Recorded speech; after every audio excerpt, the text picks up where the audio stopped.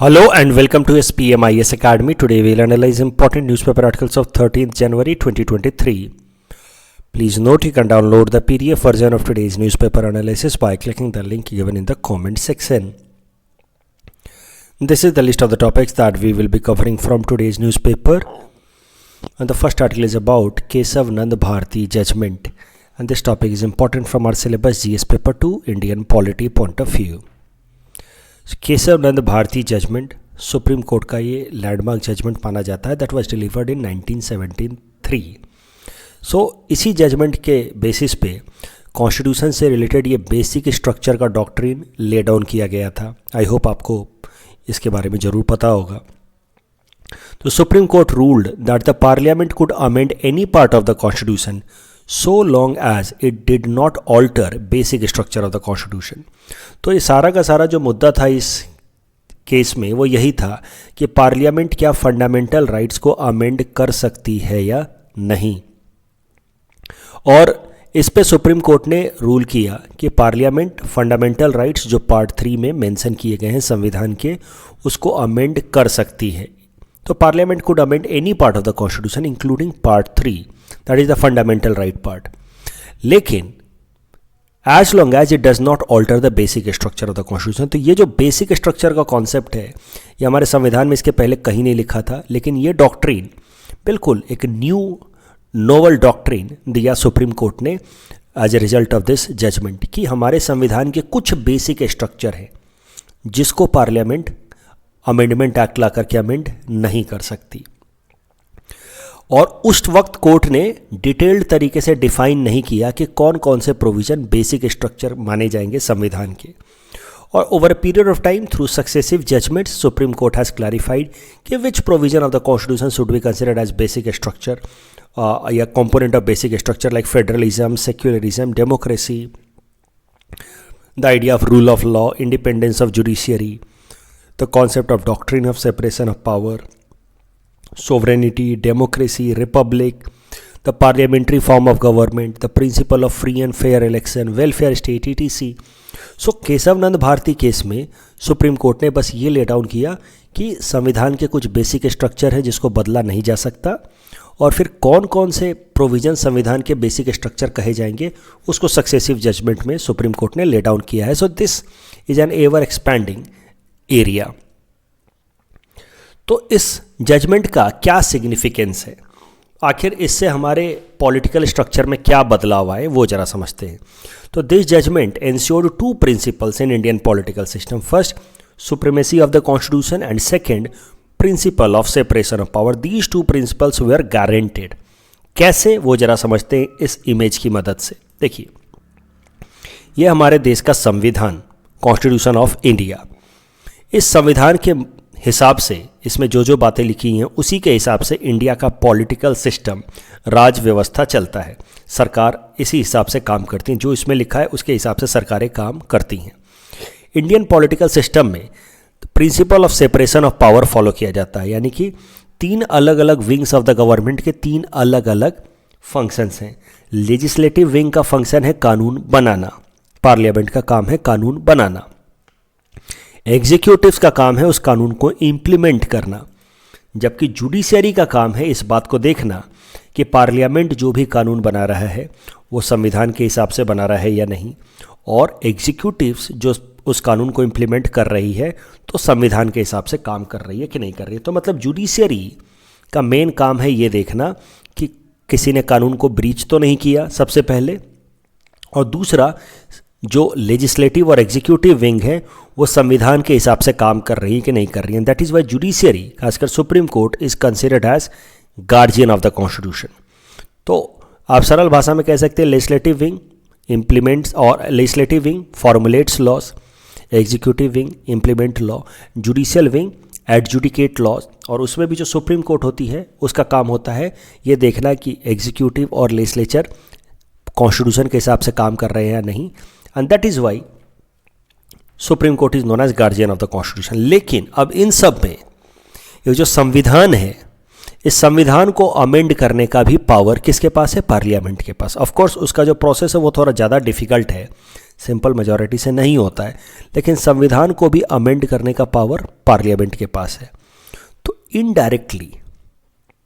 Indirectly parliament के पास सबसे ज़्यादा पावर आ जाती है, सुप्रीमेसी आ जाती है, क्योंकि सारी चीज़ें संविधान के हिसाब से होंगी, संविधान के हिसाब से सारा काम होगा, और जुडिशरी भी लेजिस्लेटिव और एग्जीक्यूटिव विंग को जज करेगी उनके एक्शंस को on the basis of the constitution of India.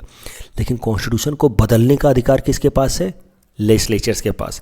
So constitution was supreme in theory, but practical sense में लेजिस्लेटिव विंग के पास सबसे ज़्यादा पावर, और लेजिस्लेटिव विंग में भी उस पार्टी के पास सबसे ज़्यादा power which enjoyed majority on the floor of parliament, जिसके पास दोनों ही फ्लोर पे, लोकसभा और राज्यसभा दोनों ही फ्लोर पे मेजॉरिटी ऑफ सीट्स हो जाए। मेजॉरिटी मतलब एक्सेसिव मेजॉरिटी अगर हो जाए तो वो संविधान को जैसे चाहे वैसे बदल सकता था, और इस हिसाब से संविधान तो थ्योरेटिकली सुप्रीम हुआ, लेकिन सच में power was enjoyed bye those political parties that enjoyed majority in the parliament. तो इस तरीके से सिस्टम था पहले। लेकिन केशव नंद भारती जजमेंट के बाद क्या हो गया? केशव नंद भारती जजमेंट के बाद इस पावर पे, जो लेजिस्लेटिव विंग है उसके इस पावर पे लिमिटेशन लगा दिया जुडिशरी ने। जुडिशरी ने कहा आप अमेंड तो कर सकते हैं, but the power of amendment was restricted, और जुडिशरी ने कहा कि आप वही सारे प्रोविजंस अमेंड कर सकते हैं जो संविधान के बेसिक स्ट्रक्चर में नहीं आते हैं। जो बेसिक स्ट्रक्चर में आते हैं आप उसको अमेंड नहीं कर सकते, और बेसिक स्ट्रक्चर कौन कौन सा होगा वो डिसाइड करेगा जुडिशरी, वो डिसाइड करेगा सुप्रीम कोर्ट।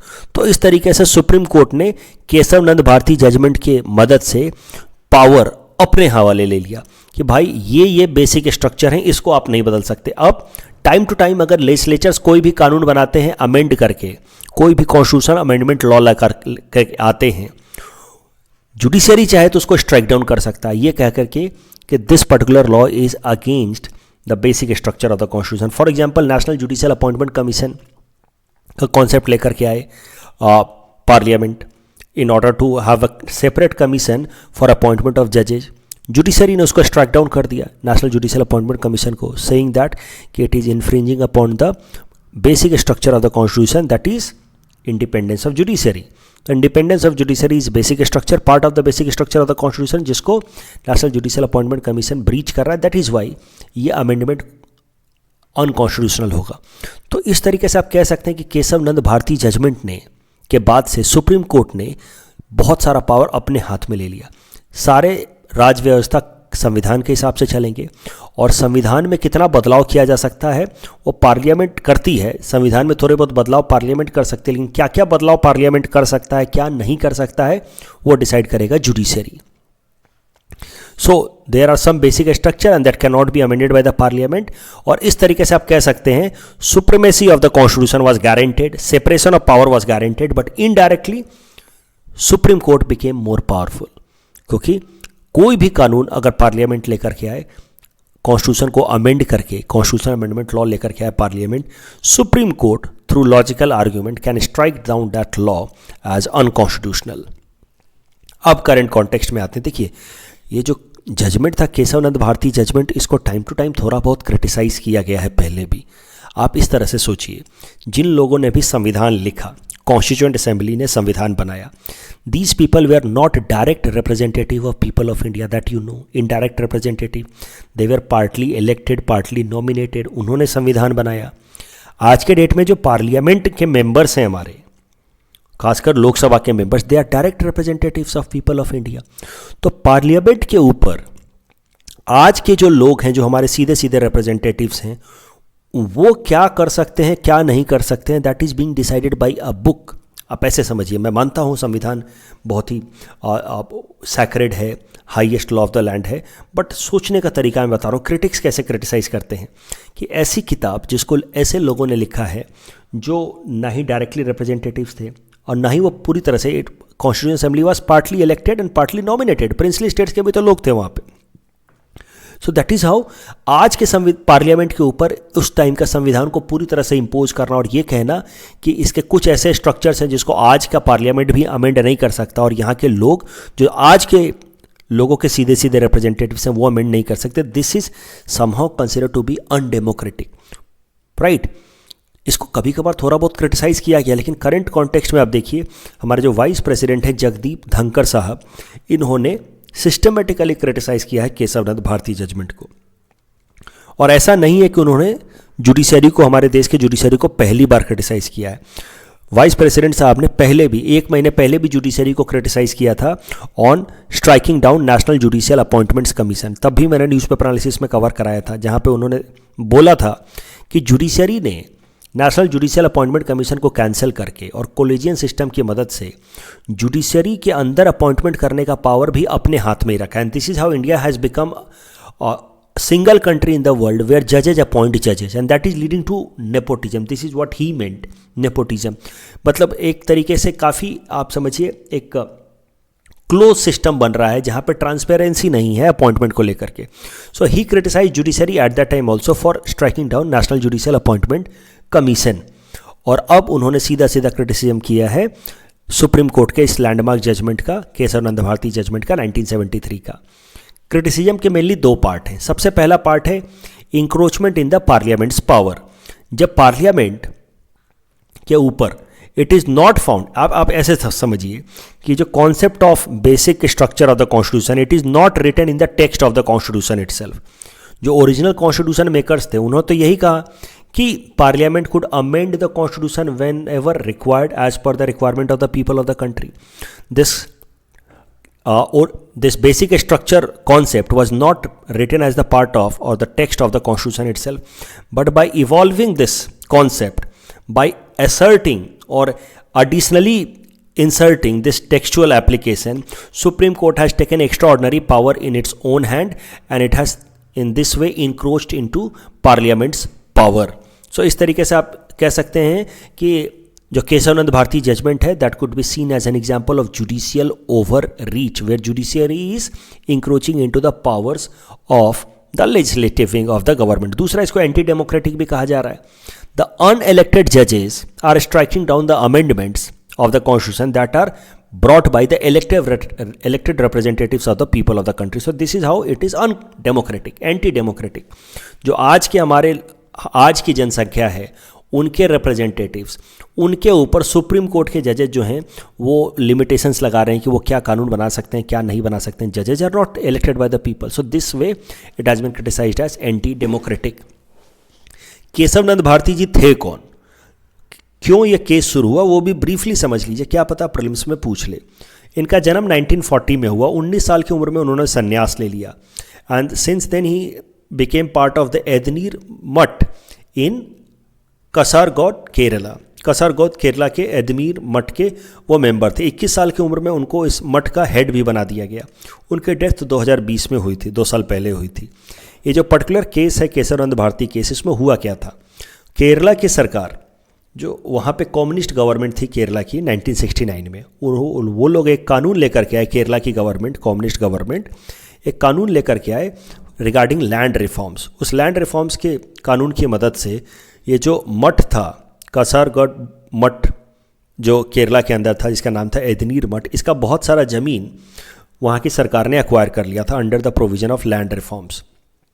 इस कानून के खिलाफ, केरला सरकार के इस कानून के खिलाफ केशवनंद भारती जी, while representing एदनीर मठ, he went to the Supreme Court filing a writ petition, जहाँ पे he claimed कि many of the fundamental rights guaranteed under Article 25, right to religion, right to Article 26, freedom of religious denomination, and Article 31, right to property। उस time तक ये Article 31, right to property, fundamental right का हिस्सा था। बाद में इसको अमेंड करके सिर्फ कॉन्स्टिट्यूशनल राइट कर दिया गया अंडर आर्टिकल 300A। तो इन तीनों राइट्स का वायलेशन हुआ इस पर्टिकुलर केस में। इस बेसिस पे केशवनंद भारती जी ने ये केस किया सुप्रीम कोर्ट के अंदर, और उसी कॉन्टेक्स्ट में फिर सुप्रीम कोर्ट ने 1973 में ये लैंडमार्क जजमेंट सुनाया, जिसको हम लोग केशवनंद भारती जजमेंट नाम से जानते हैं, जिसमें बेसिक स्ट्रक्चर का डॉक्ट्रिन दिया गया था। इस टॉपिक के बेसिस पे यूपीएससी ने 2020 में ये सवाल पूछा था। काफ़ी अच्छा ये सवाल है। Please attempt this question and you can submit the answer in the comment section. The next article is about different accounts that can be maintained by NRIs, non-resident Indians in India। तो किस किस तरह के bank accounts NRI maintain कर सकते हैं India में, वो ज़रा देखते हैं। ये topic GS paper 3 Indian economy perspective से इम्पॉर्टेंट है। एनआरआई होते कौन हैं, पहले वो जरा समझते हैं। तो these are Indian people only holding Indian passport only but staying outside India, उनको एनआरआई कहा जाएगा। लेकिन एनआरआई का भी एक टेक्निकल क्राइटेरिया है कि कितने लंबे समय से आप रह रहे हैं, उसके बेसिस पे एनआरआई कहा जाता है। ये नहीं कि 2 दिन के लिए नेपाल घूमने गए और आप अपने आप को एनआरआई कहें, ऐसा नहीं होता है। होता क्या है कि अगर कोई भी citizen who lives in a foreign country for more than 183 days in a financial year for employment or business opportunity or any other purposes, then that person will be known as NRI. तो किसी भी financial year में 183 days से अगर ज़्यादा कोई इंसान बाहर रहा हो, then that person will be known as NRI. Any citizen who lives in a foreign country for more than 183 days in a financial year for employment or business opportunities. अब ये जो भी NRI लोग होते हैं जो देशों से बाहर रह रहे हैं, भारतीय हैं, इंडियंस हैं, इंडियन पासपोर्ट होल्ड कर रहे हैं, विदेशों में रह रहे हैं, ये इंडिया के अंदर अलग अलग तरह के बैंक अकाउंट्स खोल सकते हैं। इन सारे बैंक अकाउंट्स जो अलग अलग तरह के बैंक अकाउंट्स ये खोलते हैं, इनको कॉमन तरीके से तो हम लोग कह देते हैं एनआरआई बैंक अकाउंट्स। लेकिन अगर स्पेसिफिक तरीके से देखा जाए तो एनआरआई बैंक अकाउंट्स 3 टाइप के हो सकते हैं, NRE, NRO and FCNR, foreign currency non residential bank account. FCNR B account, ये जो बी है वो रिप्रेजेंट करता है बैंक अकाउंट। तो क्या है NRI, NRE, NRO अकाउंट, वो जरा देखते हैं। NRE अकाउंट कैसा होता है, जिसमें ये अकाउंट खोला जाएगा बाय एन NRI और वो उसमें पैसा जमा करा सकता है फॉरेन करेंसी में, जिस देश में भी वो रह रहा है।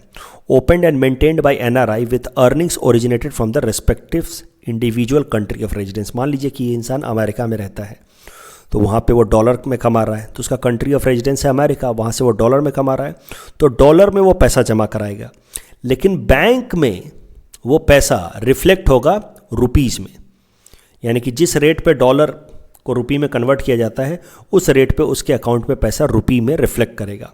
सो money will be deposited in dollar but it will reflect in rupee and withdrawals can be made in the currency where the NRI resides. तो बैंक में उसके पैसा दिखेगा रुपीज़ में, लेकिन ये आदमी अमेरिका में रहता है, वहाँ पे ये चाहे तो पैसा डॉलर में निकाल सकता है। सो इस कारण से there will be possibility of amount fluctuation. Fluctuation मतलब जमा कराया इसने, जब जमा कराया था तब $1000 जमा कराया था, उस टाइम में रेट चल रहा था मान लीजिए 50 रुपया $1 का, तो अकाउंट में उसका दिख रहा है 50,000 रुपये, राइट। लेकिन जब पैसा निकालने गया उस टाइम में डॉलर और ज़्यादा मजबूत हो गया और $1 बराबर हो गया 60 रुपया, तो अब वो निकाल पाएगा 50,000 डिवाइडेड बाय $60 ओनली, यानी कि पैसा उसने डॉलर में जमा कराया ज़्यादा और मिलेगा कम अगर रुपया और कमज़ोर हो जाए डॉलर की तुलना में। तो so this is how NRE account, जो एक तरह का अकाउंट है जो NRIs खोल सकते हैं, उसमें करेंसी फ्लक्चुएशन से ओवरऑल अमाउंट पे फ़र्क पड़ जाता है।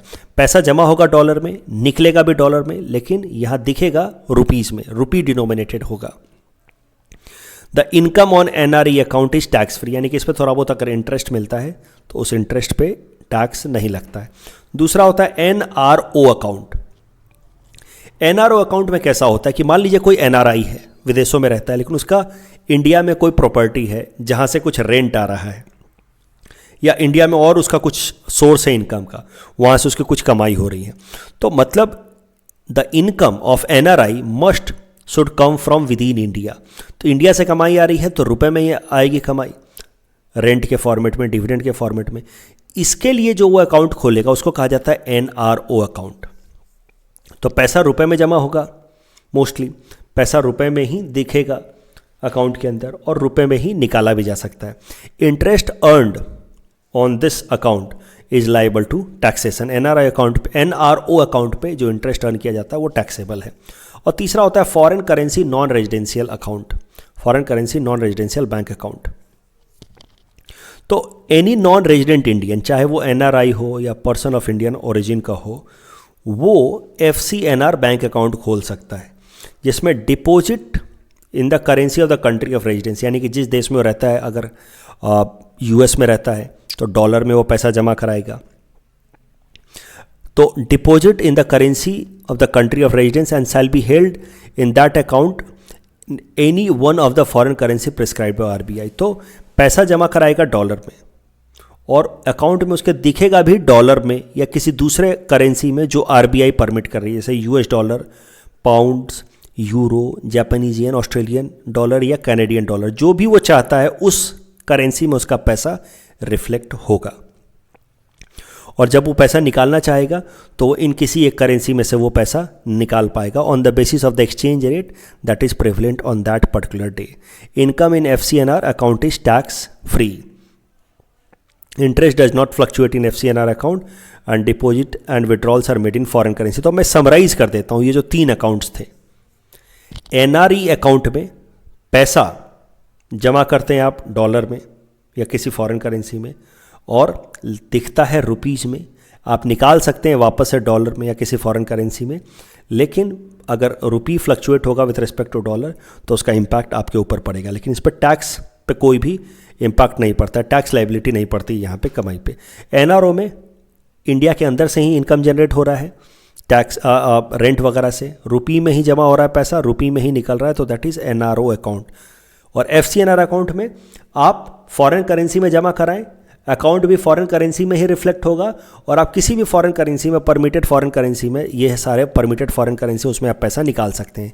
करंट न्यूज़ ये है कि अब भारत सरकार की जो एजेंसी है NPCI, इसके बारे में हमने कल भी चर्चा किया था कि कैसे इस ऑर्गेनाइजेशन की रिस्पॉन्सिबिलिटी है इंडिया के अंदर डिजिटल पेमेंट्स को प्रमोट करना।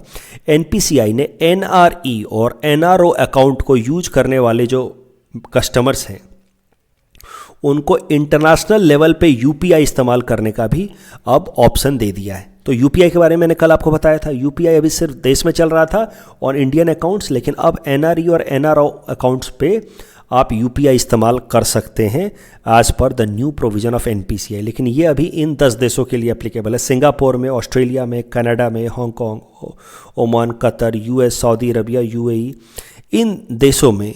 अभी सारे देश के नाम रटने नहीं, लेकिन मैंने ये बताया आपको कि UPI की मदद से एक अकाउंट से दूसरे अकाउंट में पैसा ट्रांसफ़र किया जा सकता है। NRE और NRO अकाउंट वाले लोग जो इन देशों में रहते हैं, जिनके पास इंटरनेशनल मोबाइल नंबर है, वो लोग अब UPI इस्तेमाल करके पेमेंट कर सकते हैं डायरेक्टली एक अकाउंट से दूसरे अकाउंट में। इस टॉपिक से रिलेटेड ये प्रैक्टिस क्वेश्चन हमने आपको दे रखा है। इस क्वेश्चन, ये भी एक सवाल UPSC प्रीलिम्स 2020 में आया था। इसको अटैम्प्ट करने के लिए आपको ये हिंट्स पढ़ना होगा, उसके बेसिस पे आप इस क्वेश्चन को अटैम्प्ट कर सकते हैं। The next article is about Mission Basundhara 2.0 and this topic is important from our syllabus GS paper 5 Assam issues point of view। तो वसुंधरा, मिशन वसुंधरा के बारे में मैं पहले भी आपको बता चुका हूँ। ये आसाम सरकार का प्रोजेक्ट है रिगार्डिंग लैंड रिफॉर्म्स। तो लैंड रिलेटेड जितने भी इशूज़ हैं उनको टाइम बाउंड फैशन में रिजॉल्व करना था मिशन वसुंधरा का गोल। जैसे नॉन कैडेस्ट्रल विलेजेज जहाँ पे पहले सर्वे नहीं हुआ है, उन विलेजेस का सर्वे कराना, resolving land related disputes, completing all pending partition या म्यूटेशन के cases in a time bound fashion, organising Raja Adalat to dispose all the cases related to land revenue. ये सब चीज़ें गोल थी मिशन वसुंधरा की, जिसको लॉन्च किया गया था 2 अक्टूबर 2021 को, और जिसका मेन गोल था कि 10 मई 2022 तक, जब तक जो मौजूदा सरकार है हिमंता बिस्वा शर्मा साहब की, उनके 1 साल पूरे होने तक लैंड रिलेटेड जितने भी डिस्प्यूट्स हैं उनको रिजॉल्व कर लिया जाए। तो इस तरीके से मिशन वसुंधरा का जो फर्स्ट कंपोनेंट है या फर्स्ट पार्ट है that was successfully completed on 10 मई 2022। फिर असम सरकार ने लॉन्च किया मिशन वसुंधरा 2.0, जिसका मेन गोल है कि अब इन 7 सर्विसेज को डिजिटल मोड में लोगों तक पहुंचाया जाए, जैसे settlement of government khas and ceiling surplus land, conferring ownership rights to occupancy tenants, settlement of transferred annual patta land, settlement of village grazing reserves and professional grazing reserves. तो ये जितने भी लैंड रिलेटेड मामले हैं, 7 तरह के मामले, इन 7 मामलों के लिए अब आपको लैंड रेवेन्यू ऑफिस में ना जाना पड़े और आपका डिजिटल ऑनलाइन तरीके से काम हो जाए। इसके लिए असम सरकार ने लॉन्च किया मिशन वसुंधरा 2.0। तो मिशन वसुंधरा 1.0 तो वह सक्सेसफुली कंप्लीटेड। अब असम सरकार ने लॉन्च किया मिशन वसुंधरा 2.0 और इसको लॉन्च किया गया था नवंबर 2022 में विथ अ टैगलाइन मोर माटी मोर अधिकार, माई लैंड माई राइट्स। ये टैगलाइन याद रखिएगा। इसको लॉन्च किया गया था तब, लेकिन उस टाइम में जो फिनिश करने की डेट दी गई थी वो दी गई थी 10 मई 2023, लेकिन अब उसको करंट यूज है कि थोड़ा सा डेट को एक्सटेंड कर दिया गया इन 7 सर्विसेज को डिजिटल फॉर्मेट में प्रोवाइड कराने के लिए। जो मिशन वसुंधरा 2.0 का गोल है उसको प्रोवाइड कराने के लिए अब लास्ट जो डेट दी गई है वो है 14th November 2023. So that will be the timeline till which mission Vasundhara 2.0 will be completed. उसके अलावा जो कैबिनेट मीटिंग में ये अनाउंसमेंट किया गया मिशन वसुंधरा 2.0 का टाइमलाइन, उसमें कुछ और इम्पॉर्टेंट अनाउंसमेंट्स किए गए. तो एक इम्पॉर्टेंट अनाउंसमेंट ये किया गया कि एक रिलीजियस सर्किट कवर बनाया जाएगा, religious circuit covering 5 important temples of Assam along Brahmaputra river. तो 5 टेम्पल्स जो ब्रह्मपुत्रा नदी के अलोंग हैं या उनके पास हैं, उनको मिला करके एक रिलीजियस सर्किट बनाया जाएगा. और ये 5 टेम्पल्स हैं: Kamakhya temple, Ashwaklanta temple, Umananda temple, Dol Govinda and Pandunath temple. ये जो सर्किट है ये कंप्लीट किया जाएगा by Sagarmala development company limited which comes under union ministry of ports and shipping. उसके अलावा 50 मेगावाट का सोलर पार्क बनाया जाएगा बोरसोला में in Sonitpur.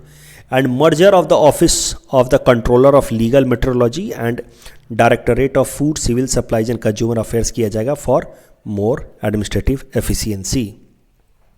The next article is about Roop Kuvar Natya Utsav 2023 and this topic is again important from our syllabus GS paper 5 Assam issues point of view.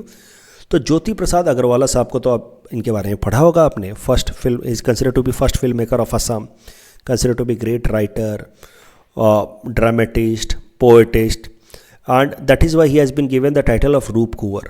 So before entering into the field of arts, Jyoti Prasad Agarwala also contributed to freedom movement. Current news ये है कि ज्योति प्रसाद अग्रवाला जी के नाम के के आगे या follow करते हुए रूप कुंवर नाट्य उत्सव 2023 मनाया जा रहा है. That will be held from 19 जनवरी, जो उनका बर्थ एनिवर्सरी है, वहाँ से तब शुरू किया जाएगा एट जॉर्हट थिएटर ऑडिटोरियम.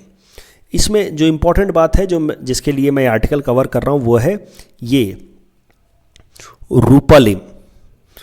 तो this Natya Utsav will commence with the staging of Rupalim, which is one of the most famous play that was written by ज्योति प्रसाद अग्रवाला जी. तो मुझे लगता है कि कहीं रूपालिम आपसे सीधा सीधा प्रीलिम्स में पूछ ले इस तरह का सवाल, या फिर मेंस में कभी ज्योति प्रसाद अग्रवाला जी के बारे में कभी सवाल आ जाए तो एक लाइन ये आपको हेल्प कर देगा कि Rupalim is one of the most famous play that was written by Jyoti Prasad Agarwala ji. Please attend this question and you can submit the answer in the comment section. कल जो हमने आपको प्रैक्टिस क्वेश्चन दिया था उसका आंसर देख लेते. इसमें तीसरा स्टेटमेंट गलत है कि Swami Vivekananda represented India in the first conference of the Parliament of World Religion held in France. It was held in Chicago. So the correct answer is option A.